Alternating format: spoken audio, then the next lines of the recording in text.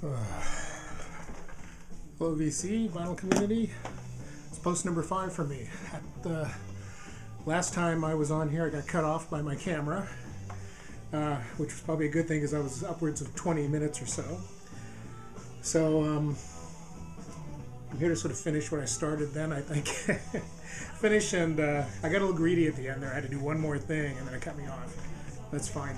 But anyway, in the meantime, I hit and I think I surpassed 50 subscribers. So one of these days I'll hit that 100 or 300 or who knows. But it's not going to be tomorrow, that's for sure. But hey, I hit 50. Happy with that. Glad to have everybody along, if you're watching.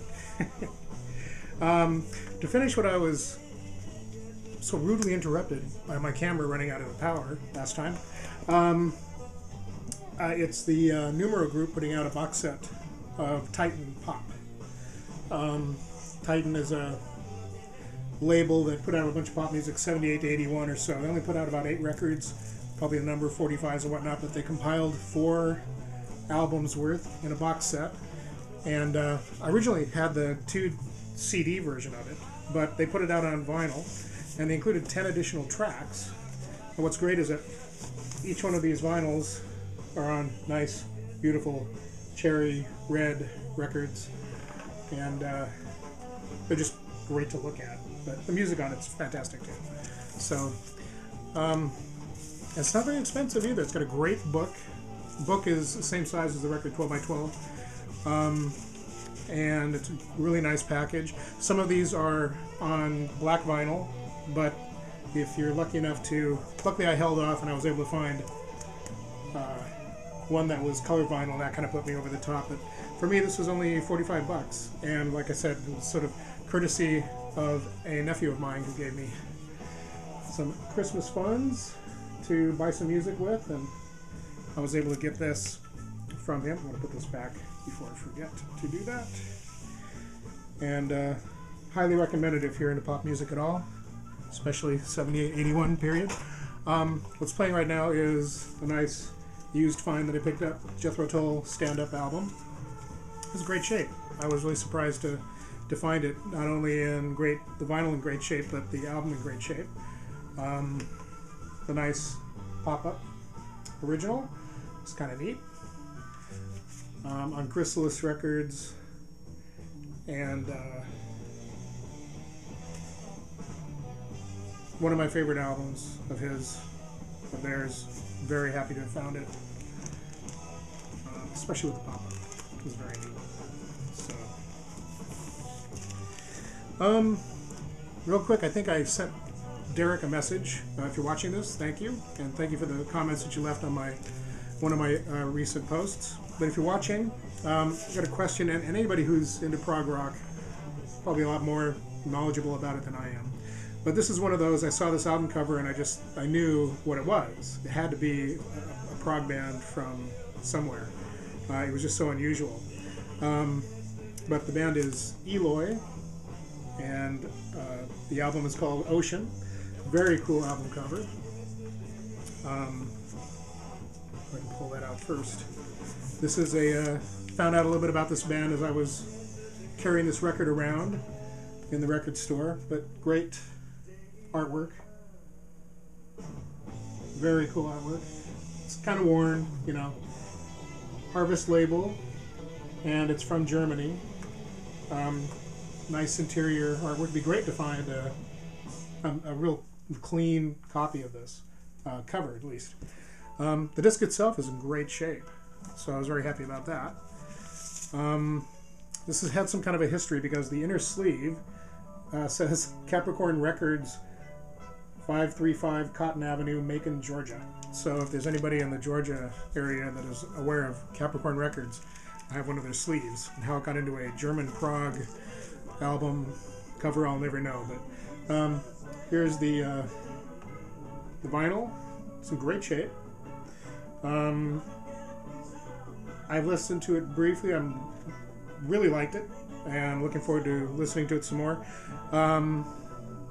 I'd like to pick up some more of their music. I'd like to find it. From what I understand, from what I'm getting off of my searches on the internet, this was kind of a little bit of a find to get this. So looking forward to finding some more of their music, and anybody who can enlighten me more about this band, Eloy, and particularly tell me anything about what they think about this album, Ocean.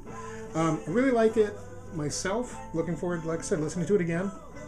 What I didn't care much for was there's one track where it starts off with someone reading a statement, you know, dramatically, and it's like, okay, you know, this album's going along just great, and now I've got to listen to someone. It's all a part of the music. It's all a part of the concept album. But to me, it sort of made me hit a brick wall. I was just sort of really enjoying all the music, and then, nah. But I'm really intrigued by them, and I'm looking forward to listening to more of their music, even if I find it on CD, whatever. I'd definitely like to hear some more of it. So, I have a Stray sleeve, and that's a good thing. Oh, I think it just slipped off of here. I'm in the state of, I'm reorganizing my record shelves here. Go down here and some down over here. So things are kind of a mess. Sort of trying to make more room for certain things and make better use of the cubicles that I've got here. So anyway, another little find I picked up was a 2-disc live Devo from 1988. Haven't listened to this yet, but I'm looking forward to it. I saw them myself back in, I think, 85. I think it was on the New Traditionalist tour, but it was just great. I love how side 4 it says "Attention Spuds, No Groove," so it's a 3-sided live album. Do not play. Thanks. Because I probably would have. Hey, where's the music? What's going on?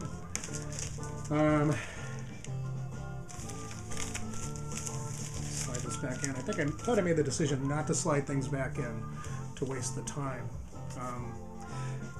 Nice little $3 pickup was my very first John Entwistle solo album, Whistle Rhymes. So, haven't heard this yet, but looking forward to it. It's in great shape, with Inside and Out on the Track Records label. So, that's a good one. Another album that I just wanted to bring up, can't talk enough about. If you're a Richard Thompson fan at all, Sweet Warrior, this is just a great album. I think he probably put it out a few years ago. Quickly, is there a date? Yes, 2007. So 5 years ago. If you can find it on vinyl, great. Find it any way you can. It's really, really good. I really recommend it if you're a Richard Thompson fan at all. Sweet Warrior, definitely a great album. I finally bought and have in my possession my very first Grateful Dead record.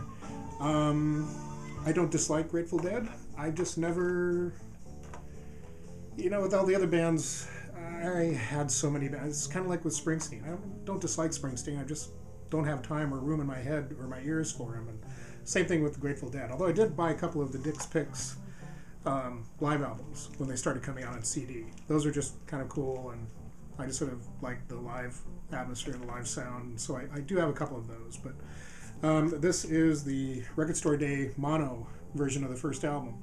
Kind of wanted to get this because I wanted to get my first Grateful Dead vinyl record. But I found that I'd been buying up a whole bunch of new reissued albums that were originally on mono releases. I picked up the Doors Record Store Day release, the Doors' first album in mono, and I bought online the Jimi Hendrix's re-release of his first album,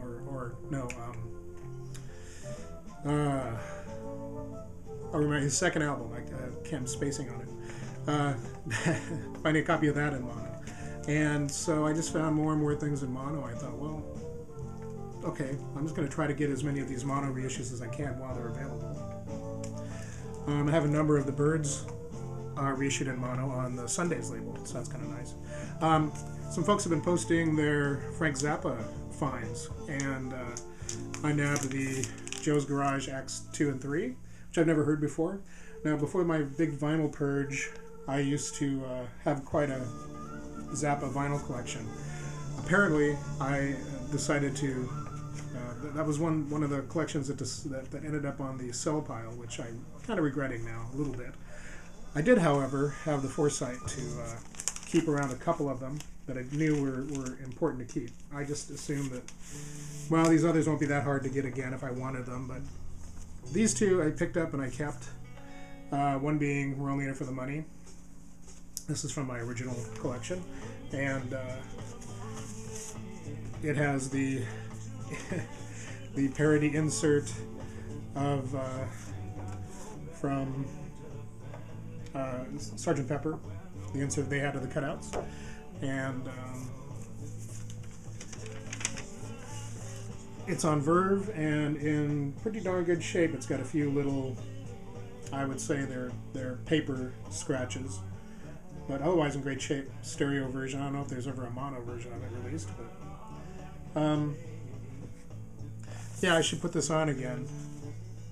I think, was it Jonas? If you're watching this, didn't you get a copy of this? And you thought it was just kind of crazy, and yeah, well, that's Frank Zappa and the Mothers.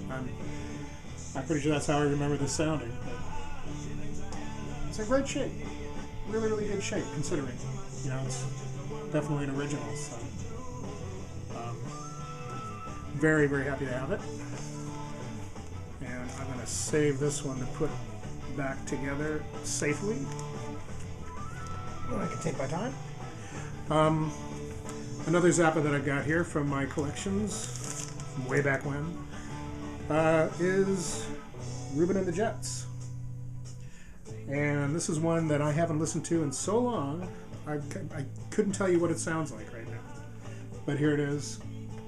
Nice, great shape. Was lucky to pick these up. Some ring wear here, but great shot of Frank. I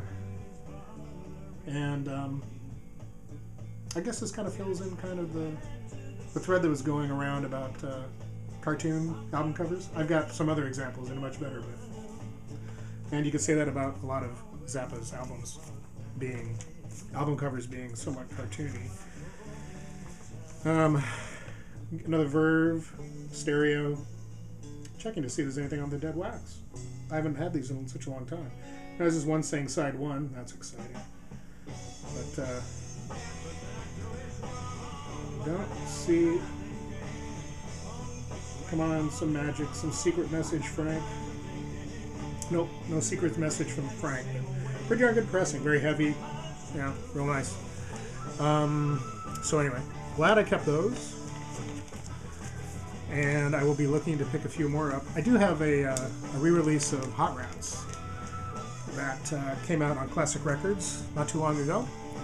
So I've got that as well. But I had Studio 10, Waka Jawaka, Overnight Sensation, Weasels Rip My Flesh. I had a lot of them, and I wish I kept them.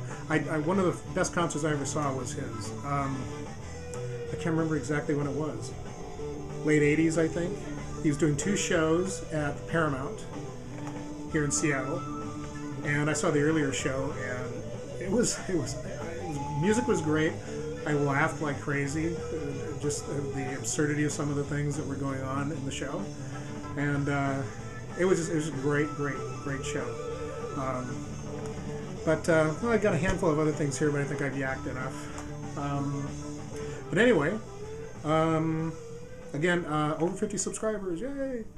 And I'm getting a little bit better at doing this. I'm probably not, I haven't been in the camera. Hi, the guy who's been half cut off over here. So I seem to do that. I know, because I look through the other side and I know that I can see this stuff here. So I'm always going to be about halfway off, if not completely off. So in case you're wondering who it was talking to you, it's me. Thank you. Thanks for watching, and I'll be back with a... Well, this is 5. I'll be back with Volume 6, or Episode 6, soon. Take care. Bye.